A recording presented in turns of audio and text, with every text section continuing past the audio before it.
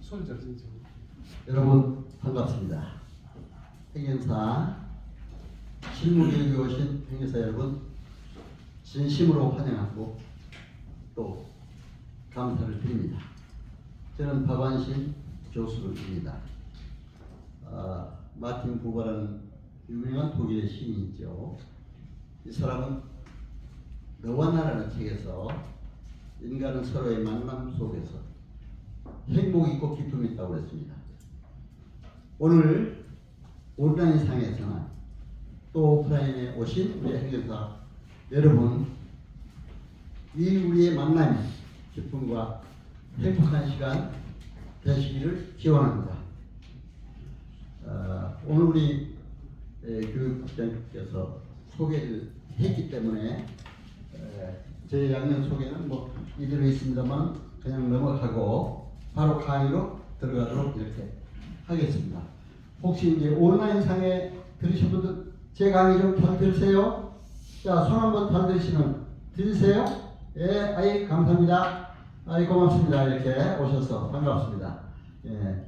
아무래도 이제 온라인상에서 하다 보니까 이 화면이라든가 이런 게 좀 미흡할 수도 있고 이렇게 돼서 또 지연될 수도 있어서 여러분 좀 이해해 주시고 이렇게 잘 들으시면 고맙겠습니다. 오늘 즐겁고 행복한 시간 되세요. 감사합니다.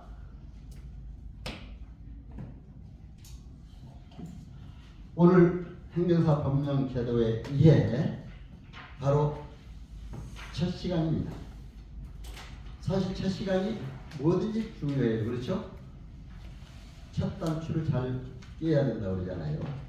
그래서 왜 그러냐? 사실 첫 시간에 여러분들이 행정사 법령 제도에 저는 이제 총괄적으로 여러분에게 해드립니다. 행정사에서 꼭 필요한 법률 행정 종합적으로 이제 이해를 해야 될 시간입니다. 이제 두 번째 시간부터는 각 과목별로 하게 돼요. 그래 첫 시간에 여러분들이 총괄적으로 행정사가 뭐다, 행사가 해야 될 일이 뭐다, 행정사에게 필요한 법률은 어떤 것이고 행정적인 제도는 어떤 것이다 하는 걸 첫 시간에 여러분들이 2시간 동안 잘 이해해 두시면은 두 번째 시간부터는 잘 아마 이해가 더 빠릅니다. 그러니까 첫 시간에 여러분들이 잘 이렇게 들어주시고, 오늘 다행히 날씨도 좀 따뜻해졌죠? 예, 그래서 아주 저도 오면서 너무 기뻤습니다. 날씨가 따뜻해져서 우리 행정사님들 또 교육에 그래도 이렇게 지장이 좀 덜하겠구나 해서 너무 기뻤습니다. 오늘 행정사의 순서는 행정사 정의, 목표, 비전, 성공 비결. 두 번째는 국가 주요 법령 행정기본법. 국가의 주요 법령 하면은 사실은 제가 행정사를 해보니까요, 헌법부터 민법, 형법, 행정법, 2021년도 바로 발효된 행정기본법 종합적으로 알아야 됩니다. 그렇기 때문에 오늘은 종합적인 이렇게 꼭 행정사에 필요한 법률적인 면, 행정적인 면을 여러분들에게 말씀을 드리려고 합니다. 그리고 이제 행정사 제도와 행정사 법령 자세, 우리가 행정사의 법도 구체적으로 좀 알아봐야 되는데 종합적으로 이렇게 오늘 할 겁니다. 그러니까 참고로 하시고, 그리고 이제 국민 상담 컨설팅, 행정사법 제2조 6항에 보면은 상담을 잘해야 행정사가 성공할 수 있어요. 그렇죠? 국민 상담, 국민을 상대로 하기 때문에 국민들이 상담을 어떻게 상담을 할 것인가, 저는 이거를 요즘에 또 상담을 좀 더 컨설팅 차원에서 해야 된다 이렇게 생각을 하고 컨설팅이라는 용어를 썼습니다. 지금 각 전문 자격사들이 컨설팅이라는 용어를 다 써요. 그렇죠? 변호사도 그렇고 공인중개사, 뭐 세무사 다 컨설팅이라고 모두 홍보를 합니다. 왜? 컨설팅은 국제적인 용어입니다. 여러분 그걸 아셔야 돼요. 그렇죠? 세계적으로. 그렇기 때문에 제가 이렇게 써봤습니다. 저는 행정사 자격을 가지고 있지만 경영 컨설턴트 자격도 받았어요.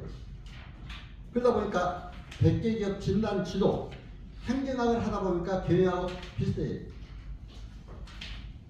그렇기 때문에 제가 아까 국장께도 소개했습니다만 서울대 행정대학원은 사무관급 이상 응시 자격이 있기 때문에 그때 야간배 사무관 서기관 시절에 들어갔었습니다. 들어가서 석사하기로 했는데 첫 시간에 행정학 강의를 하는데 우리 행정대학원에 2층에 있고 교육대학원은 아래층에 있는데 배우는 과목이 똑같대요. 행정학은 조직행정론, 인사행정론, 재무행정론. 그렇죠?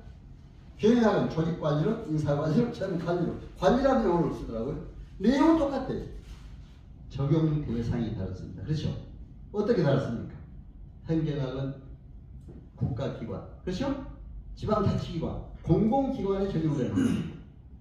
경영학은 어떻습니까? 기업에 적용되는 겁니다. 그렇죠? 그러나 기업이나 국가기관이나 조직도 있고 조직관리도 해야 되고 인사관리도 해야 되고 재무관리도 똑같잖아요. 똑같습니다. 그러니까 저도 이제 경영 자격이 그때 주어져서 그것도 시험 봐서 합격해가지고 또 이제 실습도 하고 있는데 100개 기업 진단 지도를 해보니까 행정하고 다 유사한 게 있어요. 그러니까 바로 컨설턴트로서 상담도 잘해야 되기 때문에 이런 용어도 이렇게 썼습니다.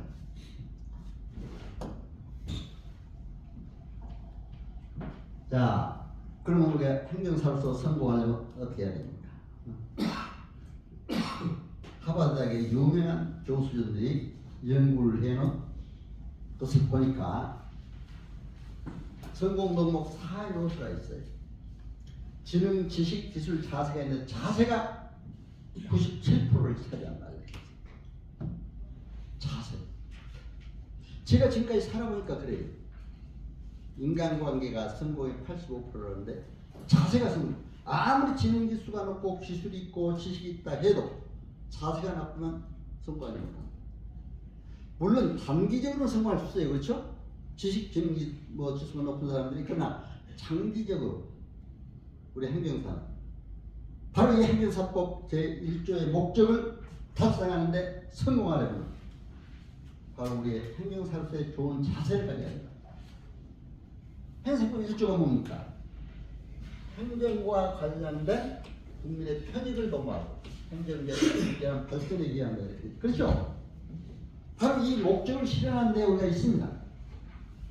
그런데 제가 이제 각종 법률을 다 연구하다 보니까 행정기본법의 목적도 국민의 권익 보호였어요. 자, 헌법이 뭡니까 목적이? 국민의 권리 보호, 행복 추구하는 데 목적이 있습니다. 헌법의 목적. 그렇죠? 국민입니다. 국민.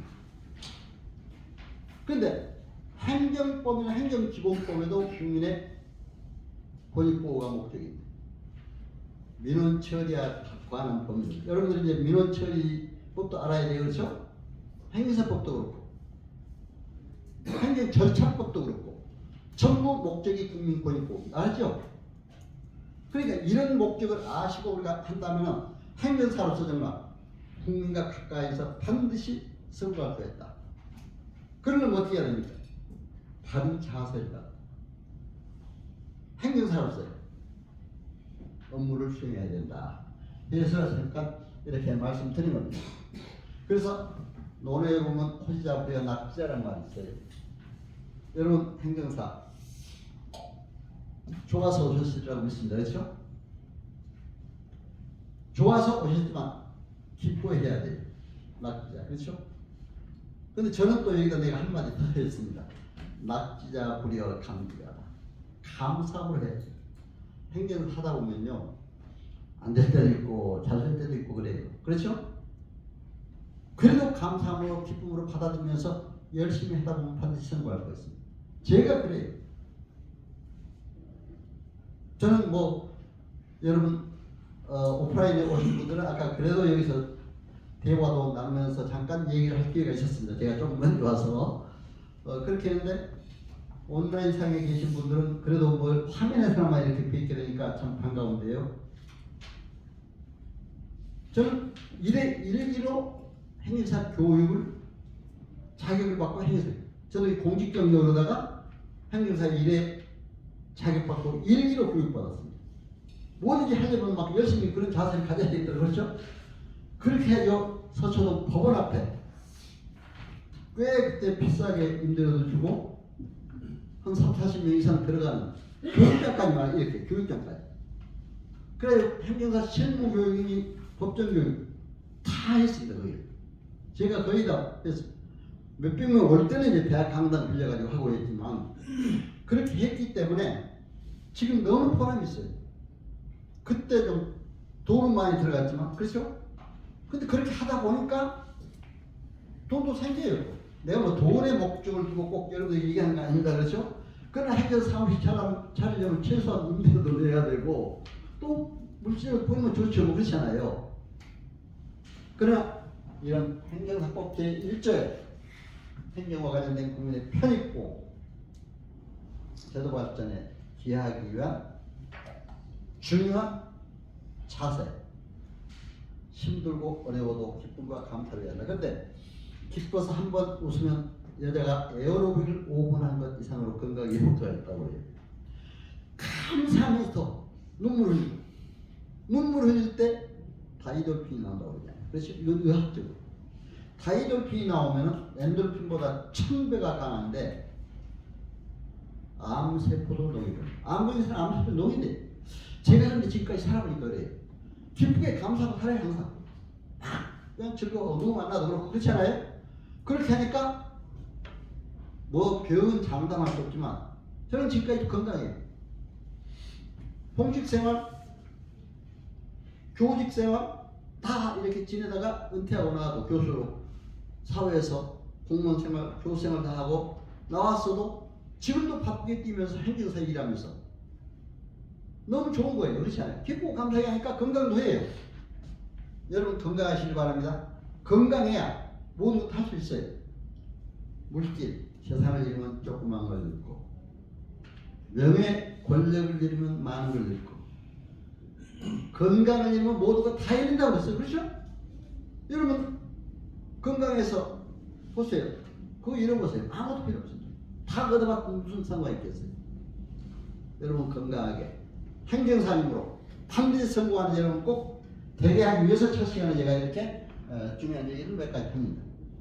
그래서 젊게 살려면 사무엘 울만이라는 유명한 시인은 뭐라고 했어요? 청춘이라는 시에서 앵두 같은 입술을 가지고 있다 해도 꿈이 없으면 열정이 없으면 늙는다 그랬어요. 여러분 꿈과 열정을 가지세요. 그렇죠? 행정사 기왕에 오셨으니까 행정사에 대한 비전과 꿈, 열정을 가지고 반드시 성공하는 여러분들 다 되시기를 기원합니다. 자, 그럼 우리가 이제 행정사를 하려면 먼저 행정에 대한 개념을 알아야 돼요. 사실 행정법에 대한 것도 철저히 알아야지만 행정에 대한 개념도 알아야 됩니다. 그렇죠? 그러니까 우리가 행정학에 대한 행정사 시험 과목에 나오잖아요. 행정법에 관한 것도 나오죠. 좀.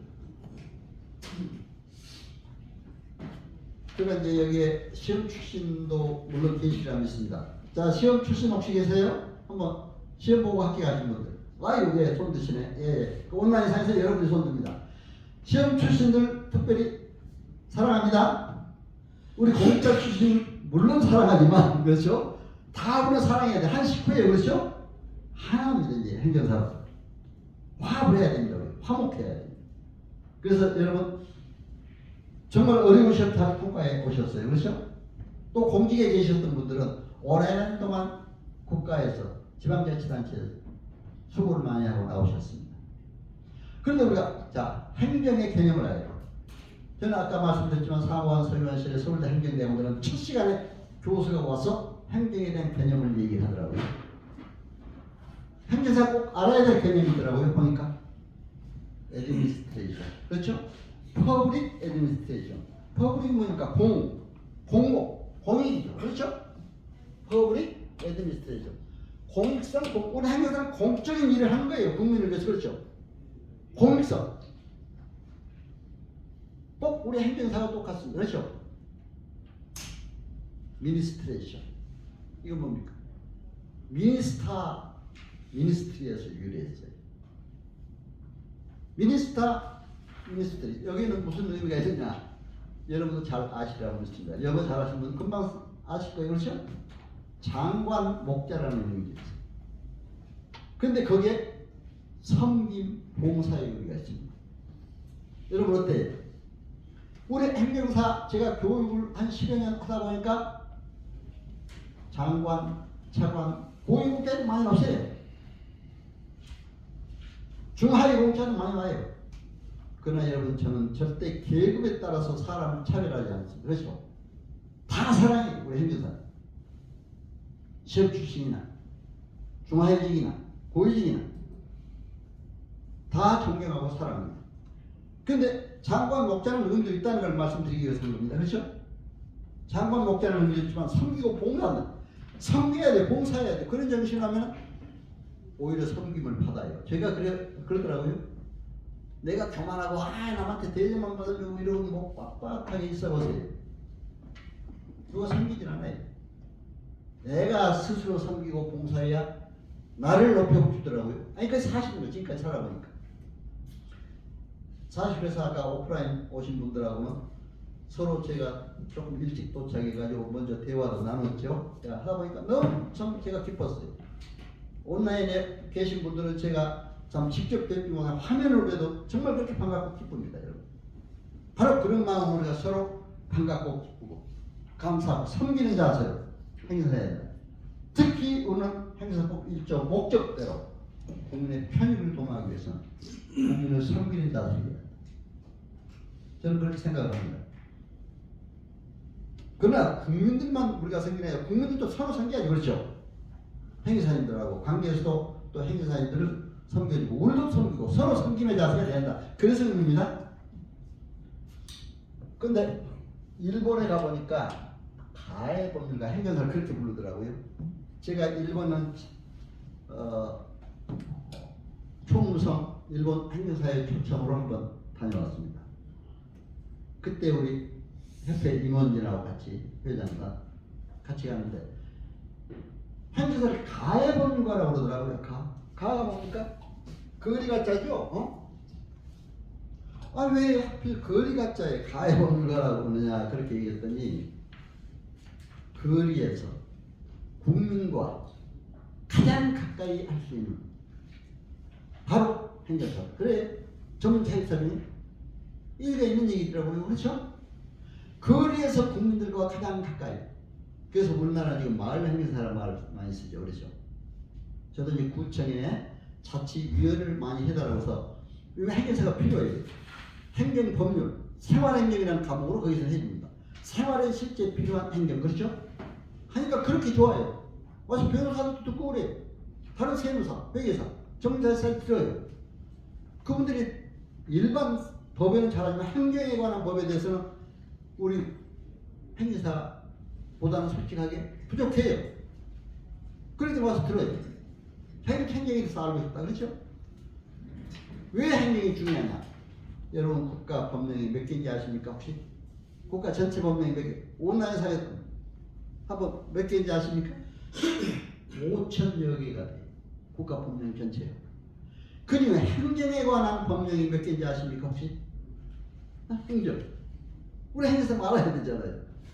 4,600여 가지입니다. 여러분 어때요? 4,600 행정사가 해야 될 4,600여 가지 법률이 있습니다. 그렇죠? 알아야 돼. 그렇다고 여러분 뭐 괜히 그거에 겁낼 필요는 없어요. 그렇죠? 각각 부딪히면 다 하게 돼요. 4,600여 가지. 그러니까 행정사가 뭐 몇 가지 없느냐, 뭐 어떤 사람은 600가지다, 몇 가지다. 4,600여 가지 법이 있어요. 그렇죠? 다양한 행사를 해야 되는 일이. 그 법에 관련된 일이 전부 행정사가 해야 되는 일이에요. 그렇기 때문에 여러분들 이렇게 한다는 걸 아시고 알아내서 말씀드립니다. 우리는 일본의 가해법률가 바로 거리에서 국민들을 섬기지 않는다 그러더라고요. 또. 그래서 제가 말씀드린 겁니다. 바로 이것이 우리 행사법 1조의 목적을 실현하는 국민 편익 도모 행정제도의 발전에 기여하는 것이다. 이렇게 볼 수가 있습니다. 국가 자격서를 또 보세요. 지금 아까 자격사를 했습니다만 행정사, 변호사. 저는 우리 행정사를 내 자긍심을 갖고 맨 앞에 내놓고 싶어요. 국가 전문자격서를. 왜? 수적으로 우리 행정사가 얼마인지 아십니까 혹시? 대충 아시나? 42만 여 명입니다. 저는 제 강의 안에는 뭐 여러 가지 교재도 하셨지만 또 이제 그 밴드로 보낸 강의안도 받으셨죠? 거기 다 이게 나옵니다, 숫자가. 근데 올해 12월 초에 또 발표를 하죠. 올 금년. 그럼 좀 더 많아져요, 그렇죠? 많아집니다. 그러니까 참고를 하시고 아직 이제 그 금년에는 이제 12월 초에 또 발표를 하니까 그렇게 될 거고 한데 행정사, 변호사, 경영지도사, 아까 있죠? 컨설턴트, 그렇죠? 요즘 경영지도사들이 또 인기가 많더라고요. 왜냐면 기업 진단을 하니까 거기서 꽤 수익도 많이 돼요. 그렇죠? 상출. 공인중개사. 공인중개사가 망갔지만 요즘에 공인중개사들이 또 굉장히 괜찮습니다. 그리고 우리 행정사 중에 공인중개사 자격받아가지고 같이 한 분도 많아요. 자기를 같이 걸고 그렇죠. 그러니까 이렇고 세무사, 교육사, 의사 다 국가 전문 자격사들. 그렇죠? 여러분들 행정사로서 국가 전문 자격사로 자긍심을 갖고 여러분 일하시라 해서 잠깐 소개해드렸습니다. 민간 자격도 보면 뭐 심리상담사, 독서 지도사, 요즘에 개인정보 발차 이건 또 우리 행정사 관련이 있어요. 연수교육에서는 저도 이제 연수교육의 직업교육이니까 뭐 행정사 법령제도 이것도 강의를 그동안 해봤습니다만 여기 개인정보보호법도 강의돼요. 요즘 개인정보도 조심해야 되잖아요. 그렇죠? 남의 개인정보 함부로 사용했다가 안 되잖아요. 항상 법에 걸려요. 개인정보보호법에. 그러니까 개인정보보호 그거 할 때는 서로 이제 의사소통 하에서 서로 또 그러나 저는 그래요. 뭐 개인정보보호법이 있다더라도 뭐 행정사 발전을 위한 거라면 저는 전부 털어놓습니다. 왜? 제가 아까 우리 오프라인에 오신 분들한테는 내가 이렇게 잠깐 소개를 했습니다만 제 유튜브도 그래서 내가 행정사 발전에서 유튜브를 하는 거예요. 그게 내 개인정보가 다 나갑니다. 그렇죠? 물론 저는 뭐 이미 개인정보가 다음에는 네이버에도 뭐 유튜브 하기 전에도 나왔는데 이미 알려지고 있어요. 행정사 알리기 위해서는 이거 알려야 되겠더라고요. 신문 방송에도 많이 내보냈습니다. 일반 신문에도. 왜? 행정사를 알리기 위해서. 그래서 이제 제가 박완식 TV라고 이제 유튜브를 큰 게 바로 그겁니다. 여러분 온라인 창에 오신 분들도 한번 보시면 제 강의가 또 유튜브로 나갑니다. 유튜브로 나갑니다. 그렇기 때문에 보시고 여러분들 참고를 하시면 되겠습니다. 그래서 이제 법률 행정 강의를 하다 보니까 너무 딱딱해지니까 그게 이제 문학적인, 그렇죠? 시적인, 제가 작사한 노래도 나가고, 또 음악도 나가고, 이렇게 나갑니다. 여러분 음악도 잘하고, 또 악기도 연주하고 그랬는데, 일본에서 제일 성공한 행정사가 어떤 사람인지 아세요? 처음에 행정사 사무실 열었는데 도대체 사람이 안 오더래요. 그러니까 그때 그 공간을 이용해서 악기를 배웠어요. 색스폰도 부르고 악기도 배우고. 그러니까 이 사람이 악기도 잘하고 즐겁게 지냈어요. 그렇지 않아요? 이제 오신 분들 그러다가 그 최고의 아주 전문가가 됐어요. 우리 KBS 방송에도 한번 보도된 적이 있어요. 그렇죠? 저도 그래서 악기도 하고 있습니다. 아코디언 악기도. 제 연주 보면 나갑니다. 아코디언 우리 그 정서적인 우리 민족의 고유의 초창기에 전부 그걸로 했잖아요. 그게 참 좋더라고요. 그래서 그 아코디언 연주를 하는데 제가 왜 여러분들에게 이런 제 개인 말씀 드리냐면은 법률 행정하다 보니까 좀 딱딱하니까 행정사를 더 알리기 위해서는 재밌게, 그렇죠? 그래서 이제 또 제가 그 작사한 노래를 유명한 제 시집을 보고 유명한 그림공간사 작곡한 최영섭 선생이 12곡을 작곡을 했어요. 비둘기 작곡한 분이 또 3곡을 15곡이 음악 저작권 옆에 나가서 지금 전체 보급이 되고 있습니다. 제 유튜브에도 그런 것도 나갑니다. 그래서 보시면 즐겁게 여러분들 하시라고 행정사님들이. 그래서 이제 행정사로서 발전을 위해서 이렇게 개인정보를 전부 저는 아예 그냥 해놓습니다. 그러니까 참고로 하시고 하면 됩니다. 근데 지금 저작권도 상당히 수익이 많아요. 여러분들 행정사들이 저작권 등록도 해줍니다. 왜? 문화예술관광부 산하 이것도 행정기관이잖아요. 음악 저작권 협회가 있어요. 저작권 등록도 우리 행정사들이 하고 있습니다. 업무가 많아요. 그렇죠? 저는 그것도 해요. 해줘요. 저작권 등록. 근데 제 것도 저작권 등록이 됐고 저작권 해주니까 또 거기에서 수익이 돼요. 그렇지 않습니까? 수익 창출.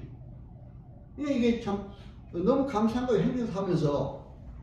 여러분 그런 마음으로 이렇게 해주시면 좋겠다 해서 잠깐 말씀을 드렸습니다. 자, 지금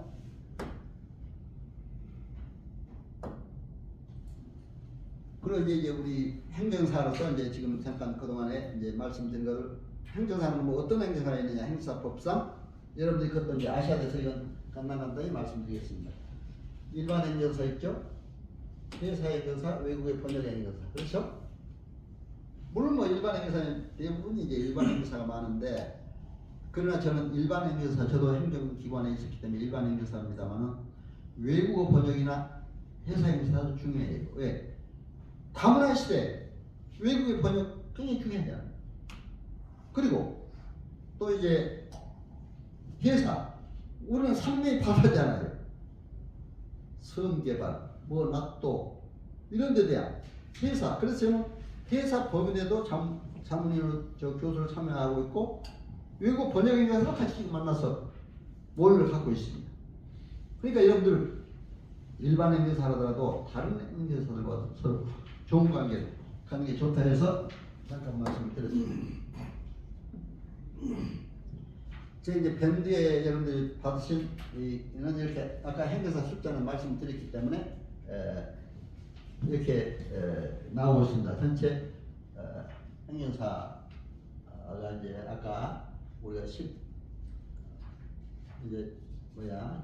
42만 정도 된다 했는데 한국 행정사의 개업 행정사는 약 지금 보니까 1만 명도 안 될 것 같아요. 9천 명도 9천 몇 백만 이렇게 된다고 그러는데 사실 일본에 가서 제가 아까 연구했다고 했잖아요. 가보니까 일본에는 행정사가 꽤 많아요. 46,205명. 아주 정확하게 저는 어디 가면 또 꼼꼼히 분석하는 게 있어요. 일본 행정사 저도 연구해가지고 국회에서 발표됐습니다. 국회의원 우리 행정사 모신 자리에서 46,500명인데 우리는 9,000명이나 오늘 아직도 그게 미치는 멀었어요. 그런데도 행정사가 많다고 그러는데 많은 게 아닙니다 사실. 그렇죠? 개업 행정사가 적어요. 별로 많지는 않아요. 보세요. 그래서 이제 내가 인구 대비율을 한번 따져봤어요. 일본은 3,000명당 1명꼴이더라고요. 인구 대 1억 2,700만 잡고 우리나라는 인구 대비했을 때 5,125만 그때 제가 한번 조사를 했는데 17,000명 소요가 돼요. 그런데 9,000명이 아직도 부족해요. 아직도 부족합니다. 더구나 우리는 남북에 분단된 상태입니다. 근데 그것도 참 안타까워요. 세계 유일한 분단국이잖아요. 근데 북한은 어떻습니까? 행정이 미흡합니다. 저는 단적으로 없다고 할 수가 있어요. 왜? 노동당 정치 1세기에 행정기관이 다 노동당에 그렇잖아요. 서비스 시스템 하위 체제를 존재합니다. 그렇기 때문에 그게 무슨 행정이라고 할 수가 있어요. 바로 우리는 비전을 갖고 국가의 통일시 언제 통일될지도 모르는 북한의 행정사들이 무척 필요하게 됩니다. 그렇지 않아요? 가서 행정개혁을 하고 행정제도 발전을 위해서 이런 것도 있다는 걸 우리가 알고 한번 우리 행정사에서 좀 더 국가를 위한 비전도 가져야 한다 해서 말씀드렸습니다. 아까 일본 행정사법에서 잠깐 이제 일본에서 우리하고 비슷해요. 윤리강령도 비슷하더라고요. 사명명예, 국민 신뢰, 국민 권리옹호, 의무 성실예 이런 게 있는데 우리도 이제 제가 직업윤리 강의할 때 연수교육에서 이따가 행정사법에 윤리 나올 때 잠깐 말씀드렸습니다. 우리하고 비슷해요. 똑같아요. 국민 권리옹호하는 문제라든가 그래서 이렇게 돼 있다. 업무 영역도 우리하고 이제 한국의 업무 영역도 유사한데 대리권에 있어서는 차이가 있다. 우리가 이제 사실은 지금도 행정심판 대리권 얼마 전에도 우리가 대한행사에서 국회에서 이것 때문에 세미나도 갖고 했습니다. 우리 행정사법에 행정심판법에 행정사에 대한 대리권이 빠져 있어요. 어떻게 되느냐? 중앙행정심판위원회 허가를 얻어서 대리권을 가질 때 이렇게 됐거든요. 그럼 저 심판위원회 뭐 할 바에는 그냥 혼자 한다 해가지고 그냥 업무 대행으로 본인 이름으로 써내 대행이라는 겁니까? 본인 이름으로 다 써내주는 거예요. 그렇죠? 대리권은 뭡니까? 본인을 대시해서 변호사나 행정사가 대리해서 해주는 거잖아요. 그렇죠? 그래 변호사는 소송 대리권 다 가지고 있으니까 대리해서 다 변호한다고 다 그러잖아요. 대리권이 없으면 어떤 문제가 되느냐. 제가 행정심판을 한번 해보니까 가서 실제 직접 구술하거나 변론을 못해요. 그렇죠? 대리권을 하지 못하고 서면으로만 써내요 그냥. 그래 굉장히 그러니까 서면을 써야 되니까 또 그것도 더 잘 써야 되겠더라고요. 저는 지난번에 6개월 전문 자격사 업무 정지를 당했어요. 기가 막히다 그 사람들은. 그렇죠? 제가 그걸 이겨줬습니다. 행정심판에서 인용제기를 받았어요. 저는 어떻게 하냐면 오늘 제 강의 들으면 다 그 헌법부터 인용했어요. 그러니까 이제 행정기관에서 영업정지, 업무정지 시킬 때는 단순한 한 가지 법의 잣대로만 정지를 시켜요. 예를 든다면 뭐 공인중개사가 약간 뭐 보수를 좀 더 받았다. 그렇죠? 아니면 뭐 경영 컨설턴트가 막 저 뭐 한 이상으로 더 과다한 컨설팅을 했다. 뭐 이런 거. 그런데 그걸 어떻게 하냐니까? 과다하게 준 것도 컨설팅비로 이렇게 한다면 여러분들 앞으로 보세요. 컨설팅이라는 명목으로 했을 때는 상담료니까 좀 더 받는 건 아무 문제였습니다. 근데 그거는 그러니까 여러분들이 앞으로 할 때도 자율적으로 이렇게 주도를 해야지 우리가 막 강제해서 컨설팅도 달라고 하는 거 아닌데 그렇죠? 이렇게 됐으니까 이건 얼마 들어간다고 우리가 이 정도로 얘기해놓고 그렇게 그러면 양심 있는 사람 같으면 줘요. 응? 근데 그렇게 좀 했다고 해서 6개월 업무정지 막 이렇게 나와요. 기가 막히잖아요. 한 가지 법에 잣대로만. 그래서 제가 그걸 헌법부터 땄어요. 헌법의 국민의 행복주고 권익법 행정기본법의 권익주고 또 행정절차법상 여러분들이 민원 처리에 관한 법률 다 이해했느냐 따졌어요. 구청 시청 공무원들이. 그렇죠? 따지면 다 하자가 나옵니다. 그렇죠? 공무원들이 하자가 나와요. 그렇다고 우리가 행정사가 또 좀 공무원 생활 하신 분들은 이상하게 또 공무원들에게 또 반대되는 것 같지만 그러나 공무원들하고도 관계를 잘 가져야 됩니다. 제가 뭐 반대하라는 얘기는 아니에요. 그렇죠? 그러나 우리 업무상 국민의 편에서 써야 되니까 행정기관에서 국민들이 피해를 받았을 때는 그걸 구제해 줘야 되잖아요. 그렇죠? 그런 입장이 있습니다. 그렇기 때문에 그걸 헌법, 행정기본법, 행정법, 민법 신성실의 원칙에 어긋났다. 권력 남용을 했다. 막 다 집어내는 거예요. 그렇죠? 판례까지 다 또 행정심판, 이종 사례까지 다 들어가야 됩니다. 결과적으로 이겼어요. 얼마나 그 사람이 기뻐하는지 생각해보세요. 업무정지 6개월 당하는 걸 이겨버렸는데. 그렇죠? 근데 또 업무정지 6개월 당했을 때는 여러분들이 앞으로 이제 행정사 하실 때 그런 문제가 나올 때 어떻게 해야 되냐. 먼저 집행 정지를 시켜버려야 돼요. 안 시키고만 행정심판하려면 내가 인용받을 때가 6개월, 5개월 걸려요 그냥. 그러면 업무정지 기간 다 끝나버리잖아요. 그럼 무슨 필요 있어? 그렇죠? 그러니까 딱 집행정지. 아예 행정심판서 낼 때 제가 서울시에 딱 집행정지를 했어요. 이거 급하니까 지금 12월 1일부터 업무정지가 되는데 바로 지금 11월 말경에 내면서 바로 해가 한 3, 4일 만에 바로 집행정지가 나와요. 그럼 살게 되잖아요. 그렇죠? 그렇게 해놓고 막 행정심판서 내고 막 그렇게 해서 한 5개월 걸리더라고요. 그래도 결과적으로 이겨냈습니다. 나는 행정사 크게 보람이 있더라고요. 여러분 업무정지나 영업정지나 영업하는 당해보세요. 얼마나 기가 막혔어요. 그렇죠? 그것도 정말 그 잘못해서 받았다면 그것도 당연히 받아야 돼. 그러나 사무상에 그렇게 없는데 또 민원인들도 그래요. 막 거짓 민원 제출하는 사람 많아요. 그 사람이 미우니까 얄미워서 그렇죠 요새? 허위 민원, 거짓 민원. 그러니까 민원처리법이나 행정절차법은 공정하게 양쪽을 다 공정하게 행정직원들이 해야 돼요. 그렇게 하면 다 돼 있습니다. 공평. 그렇죠? 공개적으로 신속 정확하게 해야 되는데 거짓 민원을 그대로 받아서 하는 경우도 있어요. 잘못하면. 그렇죠? 그런 걸 우리가 잘 해야 돼 행정사들은. 그러다 공무원들하고 싸우라는 게 아닙니다. 요즘에 또 민원처리법이나 절차법에 공무원들하고 폭력을 해도 안 됩니다. 그렇죠?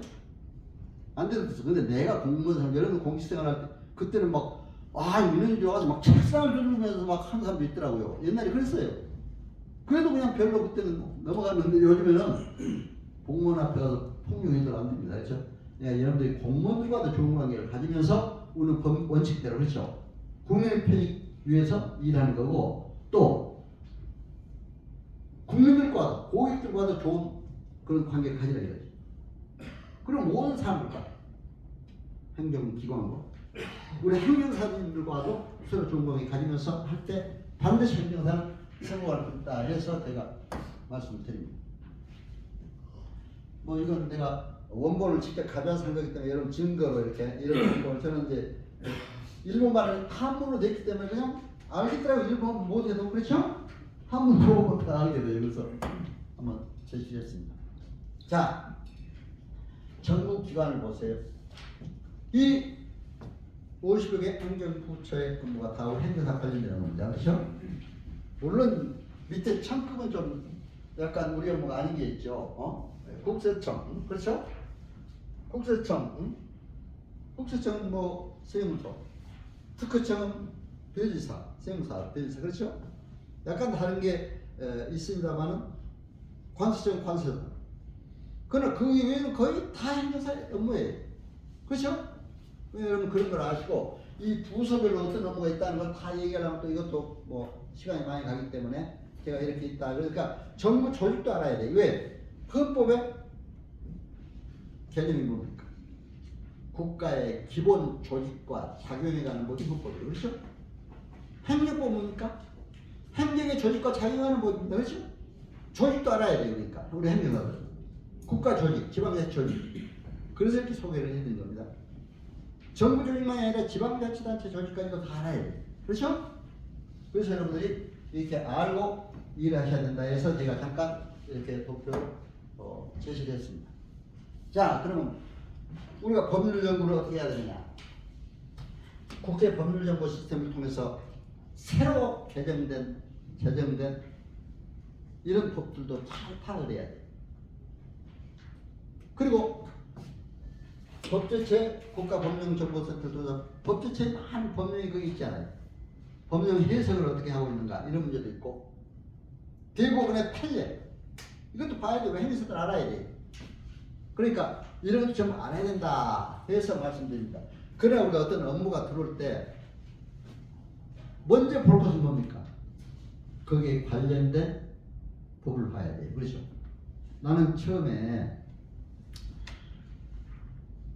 외국인이 베트남 여인이 우리 한국 남자하고 결혼했대. 국적 취득을 하겠다고 나한테 왔어요.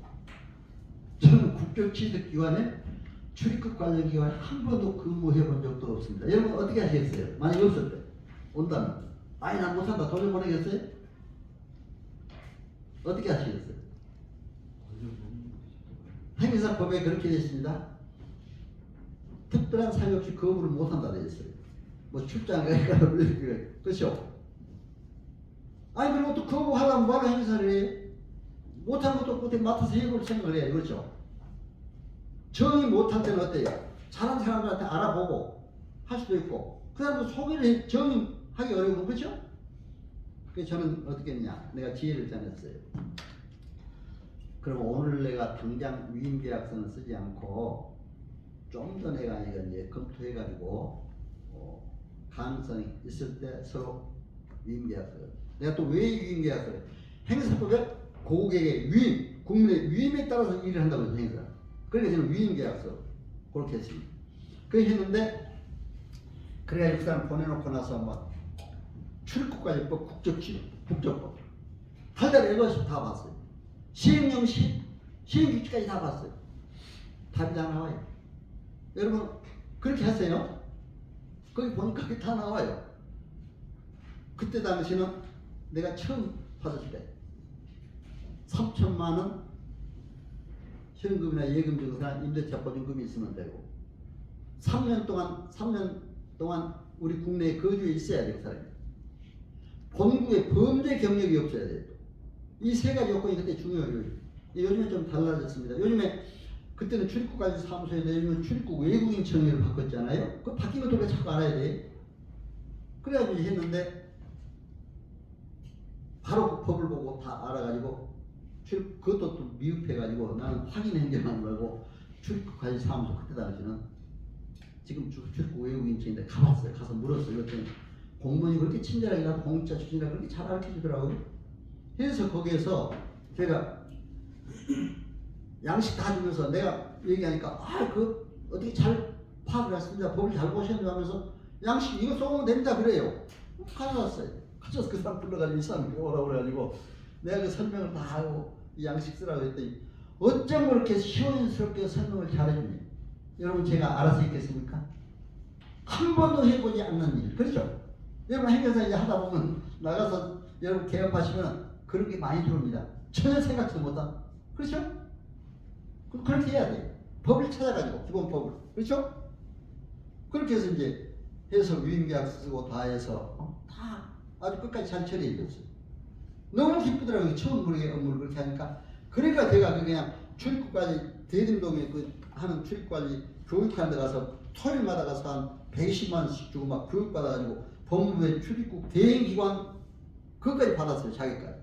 근데 지난번에 이제 대행기관에 계속 교육을 받으러 갔더니 연수교육이죠. 그 자격자가 행정사 변호사만 있더라고요. 변호사도 그 일을 해요. 행정사도 그 일을 하고 있죠. 그렇게 돼 있다는 걸 여러분 참고로 하시고 보시면 되겠습니다. 그러니까 이제 이런 전문적인 스터디 이렇게 다 알아야 된다 해서 말씀드렸습니다. 자, 그럼 우리가 보세요. 국가의 이제 헌법이 기본법이기 때문에 이건 알아야 된다. 그렇죠? 헌법은 국민의 기본권 보장. 아까 내가 말씀드렸죠. 국가의 통치를 규정하는 기본법, 최고법. 근데 우리가 모르면 안 되잖아요. 행사가. 헌법을 반드시 알아야 돼요. 그래서 우리 헌법 통과의 민주, 평화, 통일, 국민 행복 이것이 아주 주 우리가 이루어야 될 중요한 건데 헌법 1조 4조에는 행정사는 국민의 편익, 행복 이게 거기서 강조하고 있다. 그렇죠? 우리 행정법과 행정법도 이런 헌법이 바로 기본을 두는 거예요. 기준을. 그렇게 돼 있다 하는 걸 압니다. 그런데 여러분들 알아야 될 것이 법에 열거되지 아니한 이유로 경시되지 아니한 헌법에 규정이 없다고 해서 국민의 권익이 피해받으면 안 됩니다. 그렇죠? 이 있잖아요. 헌법에. 그러니까 공직자들이 행정처분을 헌법에 얘기하지 않았다. 어디 법에 잘못 안 했다고 해서 국민에게 지나친 피해를 주면 그건 안 됩니다. 그렇죠? 헌법에 이런 게 있잖아요. 이런 것도 다 돼야 돼요. 알아야 돼요. 국민의 모든 자유와 권리는 국가 안전이나 질서유지 공공공유에 필요한 경우에 하나의 제한할 때 되겠어요. 국가 안전보다 질서유지. 그렇죠? 그러니까 여러분들이 어떤 제한했을 때 전문자에서 업무정리 시키는데 질서유지 뭐 공공공유하고 한 게 없잖아요. 별로. 그 사람 개인한테 피해를 주는 게 돼요. 사실. 그렇기 때문에 이런 거는 우리가 좀 이런 것도 잘 알아야 된다. 그러니까 헌법을 알아야 된다.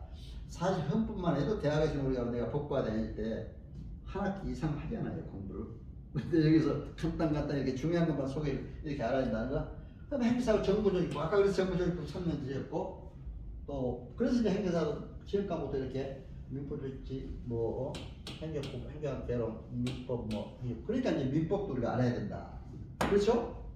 그래서 이제 민법이 나오죠. 왜 민법을 알아야 되냐? 사실은 행정사의 직업윤리를 내가 강의하다 보니까 전부 민법의 원리를 이용하고 있어요. 윤리에는 민법 제2조 신성실의 원칙. 행사윤리에 다 나옵니다. 행사윤리뿐만 아니라 제가 다 연구해서 발표를 했어요. 변호사, 세무사, 회계사, 경영지도사, 공인중개사 전부 신성실의 원칙을 다 들어가 있어요. 그렇죠? 권력남용 금지의 원칙, 평등의 원칙, 비례 원칙 다 들어가 있습니다. 그렇기 때문에 이런 원칙이 중요하다. 그런데 이제 민법에 우리가 행정사와 직접 관련된 업무들 많아요. 특히 뭐가 많으냐? 단독 행위에서 행정하는 의무 단독의 재단법인 설립 행위 있어요. 재단법인 설립을 우리 행정사에서 저는 많이 해줬어요. 그렇죠? 법인 설립 인허가 업무를 우리 행정사가 해야 되기 때문에 이런 게 많다는 걸 여러분 알아야 됩니다. 계약은 청약과 승낙이라는 의사표시로 합치를 하는데 여러분 여기서 한 가지 질문만 던지고 한번 공인중개사들은 임대차 계약서나 매매 계약서 행정사가 쓸 수 있겠어요? 없겠어요? 있다고 하는 분 한번 괜찮아요. 온라인상에서나 오프라인에서 있다고 하신 분도 있고 없다고 하신 분도 있습니다. 근데 여러분 이건 해석하기에 따라 달라요. 계약서를 쓸 수 있습니다. 우리가 계약서 쓰도록 돼 있어요. 우리 어느 계약서는 다 쓸 수 있어요. 그러나 공인중개사 하는 집을 보여주거나 어때요? 가격을 조정해주거나 그런 역할을 하면 공인중개사법 위반이 돼요. 그렇죠? 단순히 써주는 거 그죠? 그건 할 수 있다 이거죠. 그러니까 시골에 가면 법무사들도 계약서를 많이 쓴다고 그러더라고요. 왜? 등기를 법무사들이 다 하니까 에이 그냥 등기 하니까 그냥 거기 가서 그냥 그렇게 해서 써주는 거예요. 그렇죠? 그게 중개 행위를 하면 안 돼. 왜? 공인중개사들이 전부 요즘은 실거래가 신고까지 하잖아요. 공인중개사도 해야 돼요. 또 임대차 법상 확정일자도 공인중개사 통해서 거기서 동사무소 다 하잖아요. 그렇기 때문에 이런 것도 이제 있기 때문에 그건 안 된다. 그래서 이제 계약에 대해서 그렇고 합동행위 이런 우리 행정에서 합의돼. 특히 사단법인 설립 인허가 행위는 바로 우리 합동 행정에서 해야 됩니다. 그런데 사단법인이나 재단법인 설립은 왜 행정에서 해야 되느냐? 비영리법인 공익법인이라고. 그렇죠? 공익법인 비영리법인은 행정관청의 허가를 얻어서 한다 이렇게 돼 있어요. 민법에 되어 있습니다. 그렇죠? 행정관청의 허가니까 누가 해야 돼요? 네? 행사법 다음에 2조 나올 때 행정사가 인허가 의무를 하도록 되어 있잖아요. 그렇죠? 근데 영리법인 또 상법도 알아야 되겠더라고요. 왜? 상법의 영리법인은 어떻게 되어 있어요? 등기함으로써 설립한다 이렇게 돼서 그렇죠? 등기는 누가 합니까? 법무사나. 그렇죠? 요즘 이제 변호사나 그 사람들은 같이 이제 모두 하는 경우가 있어요. 또 법무법인에서는 어떤 그 회사에서는 법조인들을 다 이제 이렇게 그 같이 법률 전문위원이나 공문 두고 이제 하는 경우가 있고 하니까 참고로 해보면 그게 상법도 알아야 되잖아요. 상법도 알아야 돼. 왜 알아야 돼? 내가 이번에 업무정지 처분 걸 하다 보니까 업무정지 처분이 되면 형사고발까지 돼요. 그 사람이. 그렇죠? 그럼 검찰까지 가요. 형법을 알아야 되겠더라고요. 그 검찰, 경찰이 형법까지 주장을 했어요. 형법에 이거는 위반된다. 그러면서 주장을 했어요. 그 형법도 알아야 되잖아요. 그러니까 우리가 이제 행사 시험에 형법을 했는데 앞으로 형법도 넣어야 되잖아요. 그런 이유도 많아요. 지금. 이번에 행사 실무를 해보면 법을 다 알아야 돼. 그렇죠? 그렇기 때문에 이제 오늘 지금 여기까지는 이제 시간이 벌써 쉴 시간이 됐습니다. 그러나 제가 아까 쉬는 시간에 화면 조정 관계로 약간 좀 늦었기 때문에 약간 늦게 좀 끝났는데 그래도 쉬는 시간을 정확하게 드리겠습니다. 10분 동안 법정 교육은 50분 하고 10분 쉬도록 되어 있습니다. 그렇죠? 그러니까 여러분 10분 쉬시는 동안에 아주 푹 쉬시고 10분 있다가 봬요. 예. 여러분 잘 들어주셔서 감사합니다. 고맙습니다. 아유, 박수까지 해주시고 감사합니다. 예.